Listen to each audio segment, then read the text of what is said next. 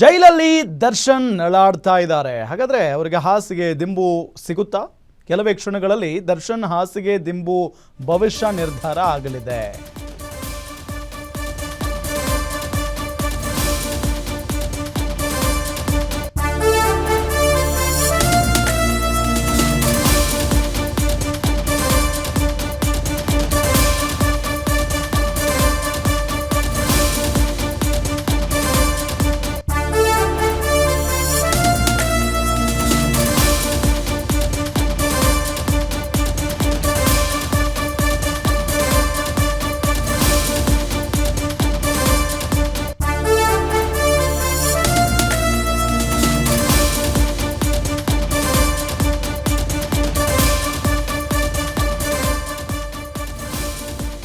Darshan challenging star Darshan ಜೈಲಲ್ಲಿದ್ದಾರೆ, ನರಳಾಡ್ತಾ ಇದ್ದಾರೆ.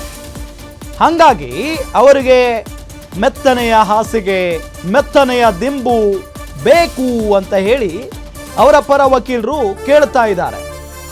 ಹಾಗಾದ್ರೆ ಅವರಿಗೆ ಹಾಸಿಗೆ ದಿಂಬು ಸಿಗುತ್ತಾ? ಕೆಲವೇ ಕ್ಷಣಗಳಲ್ಲಿ ದರ್ಶನ್ ಹಾಸಿಗೆ ದಿಂಬು ಭವಿಷ್ಯ ನಿರ್ಧಾರ ಆಗುತ್ತೆ. ಕೋರ್ಟ್ ಆದೇಶ ಇದ್ರೂ ಕನಿಷ್ಠ ಸೌಲಭ್ಯವನ್ನ ಜೈಲಾಧಿಕಾರಿಗಳು ನೀಡಿಲ್ವಂತೆ. ಹಾಸಿಗೆ ದಿಂಬಿಗಾಗಿ ಕೋರ್ಟ್ ಮೆಟ್ಟಿಲೇರಿದ್ದ ದರ್ಶನ್ ಜೈಲಾಧಿಕಾರಿಗಳು ಖುದ್ದು ಹಾಜರಿಗೆ ಕೋರ್ಟ್ ಸೂಚನೆಯನ್ನ ಕೊಟ್ಟಿತ್ತು. ಅಧಿಕಾರಿಗಳು ಹಾಜರಾದ ಬಳಿಕ ವಿಚಾರಣೆ 57ನೇ ಸೆಷನ್ಸ್ ಕೋರ್ಟ್ನಲ್ಲಿ ವಿಚಾರಣೆ ನಡೆಯಲಿದೆ. ಮತ್ತೆ ಕೋರ್ಟ್ ಮೆಟ್ಟಿಲೇರಿದ್ದಾರೆ ದರ್ಶನ್. ಸೊ ರಿಲೀಫ್ ಏನಾದರೂ ಸಿಗುತ್ತಾ ದರ್ಶನ್ಗೆ? ಮೆತ್ತನೆಯ ಹಾಸಿಗೆ, ದಿಂಬು, ಬೆಡ್ಶೀಟ್ ಭವಿಷ್ಯ ಕೆಲವೇ ಕ್ಷಣಗಳಲ್ಲಿ ನಿರ್ಧಾರ ಆಗುತ್ತೆ. ಎಲ್ಲರಿಗೂ ಕೂಡ ಗೊತ್ತಿರುವಂತಹ ವಿಚಾರ, ದರ್ಶನ್ ಅವರು ಬೆನ್ನು ನೋವಿನಿಂದ ಬಳಲ್ತಾ ಇದ್ದಾರೆ ಅಂತ ಹೇಳಿ ಮೊದಲು ಜಾಮೀನು ಪಡೆದುಕೊಳ್ಳುವಲ್ಲಿ ಯಶಸ್ವಿಯಾಗಿದ್ದರು. ಬೆನ್ನು ನೋವಿನಿಂದ ಬಳಲ್ತಾ ಇದ್ದಾರೆ, ಆಪರೇಷನ್ ಮಾಡಬೇಕು, ಅದಾಗಬೇಕು, ಇದಾಗಬೇಕು ಅಂತ ಕಾರಣಗಳನ್ನು ಮುಂದಿಟ್ಟು ಜಾಮೀನು ಪಡೆದುಕೊಳ್ಳುವಲ್ಲಿ ಯಶಸ್ವಿಯಾಗಿದ್ರು. ಹೊರಗಡೆ ಬರ್ತಾರೆ. ಅದಾದ ನಂತರ ಆಪರೇಷನ್ನು ಇಲ್ಲ, ಎಂಥದೂ ಇಲ್ಲ. ಫಾರಿನ್ನಲ್ಲಿ ಶೂಟಿಂಗು, ಆರಾಮಾಗಿ ಮನೇಲಿ ಓಡಾಡ್ಕೊಂಡು ಹೊರಗಡೆ ಓಡಾಡ್ಕೊಂಡು ಕಾಲ ಕಳೀತಾ ಇದ್ರು. ಅದಾದ ನಂತರ ಮತ್ತೆ ಜಾಮೀನು ರದ್ದಾಗಿಬಿಡುತ್ತೆ. ಈಗ ಮತ್ತೆ ಜೈಲಲ್ಲಿ ಇದ್ದಾರೆ ದರ್ಶನ್ ಅಂಡ್ ಗ್ಯಾಂಗ್. ಇದೆಲ್ಲದರ ನಡುವೆ ಈಗ ಮಲ್ಕೊಳ್ಳೋದಕ್ಕೆ ಸರಿಯಾಗಿ ಆಗ್ತಾ ಇಲ್ಲ. ಅಂದರೆ ಈ ಹಿಂದಿನ ಕಾರಣಗಳೇ, ಬೆನ್ನು ನೋವು, ಸೊಂಟ ನೋವು, ಕಾಲು ನೋವು, ಈ ಎಲ್ಲ ಕಾರಣಗಳನ್ನು ಹೇಳಿಕೊಂಡು ಮೆತ್ತನೆಯ ಹಾಸಿಗೆ ಬೇಕು, ದಿಂಬು ಬೇಕು, ಒಳ್ಳೆ ಬೆಡ್ ಬೇಕು ಅನ್ನೋ ನಿಟ್ಟಿನಲ್ಲಿ ಕೇಳಿಕೊಂಡಿದ್ದಾರೆ. ಆದರೆ ಕೋರ್ಟ್ ಆದೇಶ ಕೊಟ್ಟಿದೆ, ಇಲ್ಲ ಕೊಡಬೇಕು ಅಂತ ಹೇಳಿ. ಆದರೂ ಕೂಡ ಜೈಲಾಧಿಕಾರಿಗಳು ಕೊಟ್ಟಿಲ್ಲ ಅನ್ನೋ ಮಾಹಿತಿ. ಹೀಗಾಗಿನೇ ನಮಗೆ ಹಾಸಿಗೆ ದಿಂಬು ಬೇಕೇ ಬೇಕು ಅಂತ ಹೇಳಿ ಈಗ ಕೋರ್ಟ್ ಮೆಟ್ಟಿಲೇರಿದ್ದಾರೆ ದರ್ಶನ್ ಅವರು. ಹಾಗಾಗಿ ಕೆಲವೇ ಕ್ಷಣಗಳಲ್ಲಿ ದರ್ಶನ್ ಹಾಸಿಗೆ ಮತ್ತು ದಿಂಬು ಭವಿಷ್ಯ ನಿರ್ಧಾರ ಅಂತೂ ಆಗುತ್ತೆ.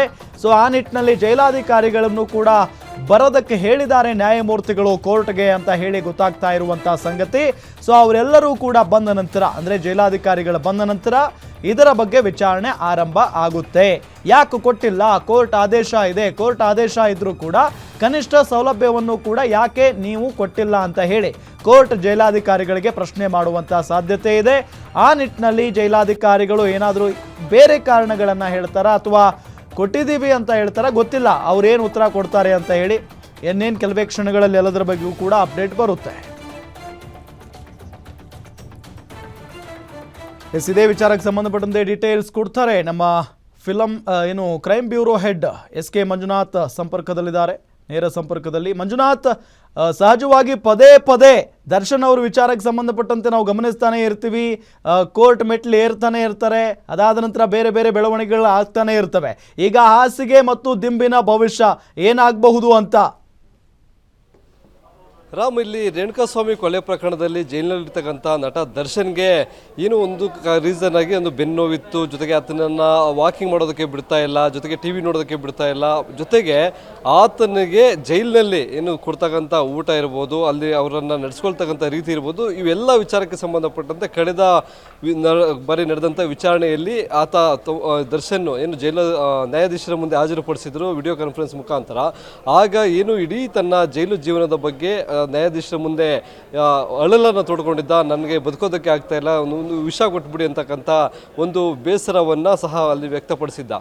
ಅದಕ್ಕೆ ಸಂಬಂಧಪಟ್ಟಂತೆ ಅವತ್ತು ಈ ಒಂದು ವಿಚಾರ ಅಂದರೆ ಮೊದಲಿಗೆ ಒಂದು ಅರ್ಜಿಯನ್ನು ಸಲ್ಲಿಸಿದ್ರು, ದರ್ಶನ್ಗೆ ಹೆಚ್ಚುವರಿಯಾಗಿ ಬೆಡ್ಶೀಟು, ಹಾಸಿಗೆ, ತಲೆದಿಂಬನ್ನು ನೀಡಬೇಕು ಅಂತಕ್ಕಂಥ ಒಂದು ಅರ್ಜಿಯನ್ನು ಸಲ್ಲಿಸಿದ್ರು. ಅದೇ ದಿನ ಅರ್ಜಿ ವಿಚಾರಕ್ಕೆ ಸಂಬಂಧಪಟ್ಟಂತೆ ಒಂದು ತೀರ್ಪನ್ನು ಸಹ 57ನೇ ಸೆಷನ್ಸ್ ಕೋರ್ಟ್ ಕೊಟ್ಟಿತ್ತು.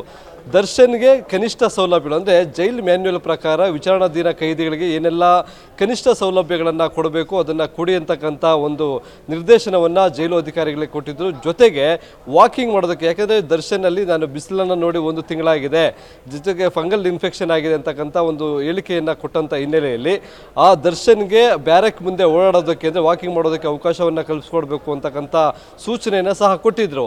ಇಲ್ಲಿ ಏನು ಕೋರ್ಟ್ ಆದೇಶವನ್ನು ಪಾಲಿಸೋದಕ್ಕೆ ಒಂದು ಕಡೆ ಏನು ವ್ಯವಸ್ಥೆಗಳನ್ನು ಮಾಡೋದಾದ ಜೈಲಧಿಕಾರಿಗಳು, ಇಲ್ಲಿ ದರ್ಶನ್ ವಾಕಿಂಗ್ ಮಾಡೋದಕ್ಕೆ ಬ್ಯಾರಕ್ನಿಂದ ಹೊರಗಡೆ ಬಿಟ್ಟರೆ ಆತ ಇರ್ತಕ್ಕಂಥ ಬ್ಯಾರಕ್ನಲ್ಲಿ ಇತರೆ ಆರೋಪಿಗಳು ಸಹ ಇದ್ದಾರೆ, ವಿಚಾರಣಾಧೀನ ಕೈದಿಗಳಿದ್ದಾರೆ. ಅವರು ದರ್ಶನನ್ನು ನೋಡಿದ ಕೂಡಲೇ ಅವ್ರನ್ನ ಮಾತನಾಡಿಸೋದಕ್ಕಿರ್ಬೋದು, ಆತನೊಂದಿಗೆ ಏನು ಜೈಕಾರಗಳನ್ನು ಕೂಗ್ತಕ್ಕಂಥ ಒಂದು ಪ್ರಸಂಗಗಳು ಸಹ ಬೆಳಕಿಗೆ ಬಂದಿತ್ತು. ಹಾಗಾಗಿ ಅದಕ್ಕೆ ಒಂದು ಆ ರೀಸನನ್ನು ಕೊಟ್ಟು ದರ್ಶನನ್ನು ಬ್ಯಾರಕ್ನಿಂದ ಹೊರಗಡೆ ಬಿಡೋದಕ್ಕೆ ಸಾಧ್ಯ ಆಗೋದಿಲ್ಲ ಅಂತಕ್ಕಂಥ ಒಂದು ರೀಸನನ್ನು ಸಹ ಕೊಟ್ಟಿದ್ದಾರೆ. ಹೀಗಾಗಿ ದರ್ಶನ್ಗೆ ವಾಕಿಂಗ್ ಮಾಡೋದಕ್ಕೆ ಏನು ಅವಕಾಶವನ್ನು ಕೋರ್ಟ್ ಕೊಟ್ಟಿತ್ತು, ಅದು ಕೆಲವೊಂದು ತಾಂತ್ರಿಕ ದೋಷಗಳಿಂದ ಅದು ಸಹ ಅಲ್ಲಿ ಆಗ್ತಾ ಇಲ್ಲ. ಮತ್ತೊಂದು ಕಡೆ ದರ್ಶನ್ನೇ ಸ್ವಂತ ನಿರ್ಧಾರ ತೆಗೆದುಕೊಂಡು TV ನೋಡೋದಕ್ಕೆ ಅಂದರೆ ಬ್ಯಾರಕ್ ಮುಂಭಾಗ ಏನು ಎಲ್ಲ ಆರೋಪಿಗಳು ಕೂತ್ಕೊಂಡು ಒಂದು ಹಾಲ್ ಇದೆ, ಆ ಹಾಲ್ನಲ್ಲಿ TV ನೋಡೋದಕ್ಕೆ ಅವಕಾಶವನ್ನು ಮಾಡಿಕೊಟ್ಟಿದ್ರು. ಆದರೆ ಅಲ್ಲೂ ಸಹ ಅಲ್ಲಿ ವಿಚಾರಣಾಧೀನ ಕೈದಿಗಳು ಜಾಸ್ತಿ ಇರ್ತಕ್ಕಂಥ ಹಿನ್ನೆಲೆಯಲ್ಲಿ ಅಲ್ಲಿ ದರ್ಶನನ್ನು ಕಳಿಸಿದ್ರೆ ಭದ್ರತೆಗೆ ತೊಂದರೆ ಆಗುತ್ತೆ, ಎಲ್ಲರೂ ಸಹ ಆತನನ್ನು ನೋಡೋದಕ್ಕೆ ಇರ್ಬೋದು, ಆತನ ಮಾತಾಡೋದಕ್ಕೆ ಮುಗಿ ಬೀಳ್ತಾರೆ. ಹಾಗಾಗಿ ಆತನಿಗೆ ಭದ್ರತೆ ನೀಡೋದಕ್ಕೆ ಕಷ್ಟ ಆಗುತ್ತೆ ಅನ್ನೋ ಕಾರಣಕ್ಕಾಗಿ ಆ ದರ್ಶನೇ ಒಪ್ಪಿಕೊಂಡು TV ನೋಡೋದಕ್ಕೂ ಹೋಗ್ತಾ ಇಲ್ಲ ಅಂತಕ್ಕಂಥ ಮಾಹಿತಿ ಜೈಲು ಅಧಿಕಾರಿಗಳಿಂದ ತಿಳಿದು ಬಂದಿದೆ. ಇನ್ನು ಕೋರ್ಟ್ ಆದೇಶ ಕೊಟ್ಟಿರೋದು ಕನಿಷ್ಠ ಸೌಲಭ್ಯಗಳಲ್ಲಿ ಪ್ರಮುಖವಾಗಿ ತಲೆದಿಂಬು, ಹಾಸಿಗೆ, ಜೊತೆಗೆ ಏನೋ ಒಂದು ಬೆಡ್ಶೀಟು. ಇಲ್ಲಿ ಜೈಲಿನಲ್ಲಿ ಎಲ್ಲ ಕೈದಿಗಳಿಗೂ ಕೊಟ್ಟಂಥ ಒಂದು ವಸ್ತ್ರ ಏನಿದೆ, ಬೆಡ್ಶೀಟ್ ಇದೆ, ತಲೆದಿಂಬು ಏನಿದೆ, ಜೊತೆಗೆ ಹಾಸಿಗೆ ಏನಿದೆ, ಅದನ್ನು ದರ್ಶನಿಗೆ ಕೊಟ್ಟಿದ್ದಾರೆ. ಆದರೆ ಅದರ ಗುಣಮಟ್ಟವನ್ನು ಪ್ರಶ್ನೆ ಮಾಡ್ತಕ್ಕಂಥ ಒಂದು ಪ್ರಸಂಗ ಇಲ್ಲಿ ನಡೀತಾ ಇದೆ. ಯಾಕಂದರೆ ಇಲ್ಲಿ ಈ ಹಿಂದೆ ಏನು ಸೆಷನ್ಸ್ ಕೋರ್ಟ್ ಆದೇಶ ಕೊಟ್ಟಂಥ ಸಂದರ್ಭದಲ್ಲಿ ಜೈಲಿಗೆ ತೆರಳಿದಂಥ ವಿಜಯಲಕ್ಷ್ಮಿ ಒಂದು ದೊಡ್ಡ ಟವಲನ್ನು ತೆಗೆದುಕೊಂಡು ಹೋಗಿದ್ರು ಅಂತಕ್ಕಂಥ ಮಾಹಿತಿ ಲಭ್ಯವಾಗಿದೆ. ಆದರೆ ಅದರ ಥಿಕ್ನೆಸ್ಸು, ಅದರ ದಪ್ಪ ಏನಿದೆ, ಅದು ಒಂದು ರೀತಿಯಾಗಿ ಐಷಾರಾಮಿ ಅಂದರೆ ಇರ್ತಕ್ಕಂಥದ್ದು. ಅದರ ಒಳಗಡೆ ಮೊಬೈಲ್ಗಳನ್ನು ಇಟ್ಕೊಳ್ಬೋದು, ಸುಲಭವಾಗಿ ಇಟ್ಕೊಬೋದು, ಅದನ್ನು ಮರೆಮಾಚಬಹುದು ಅಂತಕ್ಕಂಥ ಒಂದು ಅಂಶವನ್ನು ಇಟ್ಕೊಂಡು ಮನೆಯಿಂದ ತೆಗೆದುಕೊಂಡು ಹೋಗಿದ್ದಂಥ ಒಂದು ದೊಡ್ಡದಾದಂಥ ಟವಲ್ ಏನಿದೆ ಅದನ್ನು ದರ್ಶನ್ಗೆ ಕೊಡೋದ್ರಲ್ಲಿ ಜೈಲು ಅಧಿಕಾರಿಗಳು ನಿರಾಕರಣೆಯನ್ನು ಮಾಡಿದರು. ಈಗ ಜೈಲಿನಲ್ಲಿ ಕೊಡ್ತಕ್ಕಂಥ ಎಲ್ಲ ಕೈದಿಗಳಿಗೂ, ವಿಚಾರಣಾಧೀನ ಕೈದಿಗಳಿಗೆ ಕೊಡ್ತಕ್ಕಂಥ ಸಾಮಾನ್ಯ ಅಂದರೆ ಒಂದು ಯೂನಿಫಾರ್ಮ್ ಥರ ಇರುತ್ತೆ, ಅದು ಆ ಥರವಾದಂಥ ಎಲ್ಲರಿಗೂ ಒಂದೇ ತಲೆದಿಂಬು, ಒಂದೇ ಬೆಡ್ಶೀಟು, ಆದರೆ ಒಂದು ಕಲ್ಲರು ಒಂದು ಸೇಮ್ ಇರುತ್ತೆ, ಅದನ್ನೇ ಕೊಡಬೇಕು, ಅದನ್ನು ಹೆಚ್ಚುವರಿಯಾಗಿ ಕೊಡಬೇಕು ಅಂತಕ್ಕಂಥ ಒಂದು ಆದೇಶವನ್ನು ಈಗ ಕೋರ್ಟ್ ಕೊಟ್ಟಿರ್ತಕ್ಕಂಥದ್ದು. ಆದರೆ ಜೈಲು ಮ್ಯಾನ್ಯುವಲ್ನಲ್ಲಿ ಎಲ್ಲಿಯೂ ಸಹ ಹೆಚ್ಚುವರಿಯಾಗಿ ಒಬ್ಬ ವಿಚಾರಣಾಧೀನ ಕೈದಿಗಳಿಗೆ ಸೌಲಭ್ಯಗಳನ್ನು ಕೊಡುವ ಹಾಗೆ ಇಲ್ಲ ಅಂತಕ್ಕಂಥದ್ದು ಜೈಲ್ ಮ್ಯಾನ್ಯುವಲ್ಲಿ ಉಲ್ಲೇಖ ಆಗಿದೆ. ಈಗ ಇಲ್ಲಿ ಗೊಂದಲ ಉಂಟಾಗಿದೆ, ಕೋರ್ಟ್ ಆದೇಶವನ್ನು ಪಾಲಿಸಬೇಕಾ, ಕೋರ್ಟ್ ಹೇಳಿದೆ ಜೈಲ್ ಮ್ಯಾನ್ಯುವಲ್ನಲ್ಲಿರ್ತಕ್ಕಂಥ ನಿಯಮಗಳನ್ನು ಪಾಲನೆ ಮಾಡಬೇಕು ಅನ್ನೋದ್ರ ಬಗ್ಗೆ ಒಂದರಷ್ಟು ಗೊಂದಲಗಳು ಉಂಟಾಗಿರ್ತಕ್ಕಂಥದ್ದು.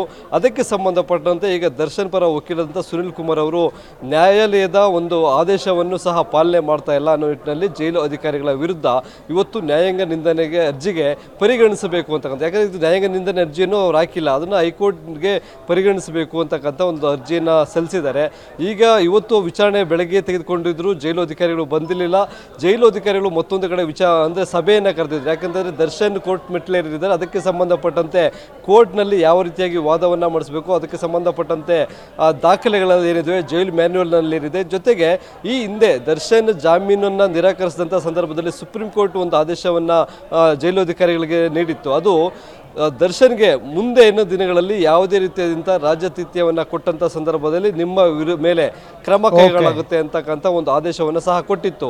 ಈ ಎಲ್ಲ ಆಯಾಮಗಳಲ್ಲೂ ನೋಡಿ ಜೈಲು ಅಧಿಕಾರಿಗಳು ದರ್ಶನ್ಗೆ ಕನಿಷ್ಠ ಸೌಲಭ್ಯಗಳು ಅಂದರೆ ಹೆಚ್ಚುವರಿ ಕನಿಷ್ಠ ಸೌಲಭ್ಯಗಳನ್ನು ಕೊಡೋದಕ್ಕೆ ಹಿಂದೇಟನ್ನು ಆಗ್ತಾ ಇದ್ದಾರೆ ಅಂತಕ್ಕಂಥದ್ದು ನೋಡಬೇಕು. ಈಗ ನಡೀತಕ್ಕಂಥ ವಿಚಾರಣೆಯಲ್ಲಿ ಸರ್ಕಾರಿ ಪರ ವಕೀಲರು ಏನು ವಾದವನ್ನು ಮಂಡಿಸ್ತಾರೆ, ಜೊತೆಗೆ ದರ್ಶನ್ ಪರ ವಕೀಲರು ಏನು ವಾದವನ್ನು ಮಂಡಿಸ್ತಾರೆ, ಅದಕ್ಕೆ ಸರ್ಕಾರಿ ಪರ ವಕೀಲರು ಅಂದರೆ ಜೈಲಾಧಿಕಾರಿಗಳ ಪರವಾಗಿ ವಾದ ಮಂಡನೆ ಮಾಡ್ತಕ್ಕಂಥ ವಕೀಲರು ಯಾವ ರೀತಿಯಾದಂಥ ಸ್ಪಷ್ಟೀಕರಣವನ್ನು ಕೊಡ್ತಾರೆ ಅದರ ಮೇಲೆ ಇವತ್ತು ದರ್ಶನ್ಗೆ ಹೆಚ್ಚುವರಿ ಬೆಡ್ಶೀಟು, ತಲೆದಿಂಬು, ಹಾಸಿಗೆ ಕೊಡೋದೋ ಬಿಡೋದೋ ಅನ್ನೋದು ನಿರ್ಧಾರ ಆಗುತ್ತೆ. ರಾಮ್, ಥ್ಯಾಂಕ್ ಯು ಮಂಜುನಾಥ್ ತಮ್ಮೆಲ್ಲ ಮಾಹಿತಿಗಾಗಿ.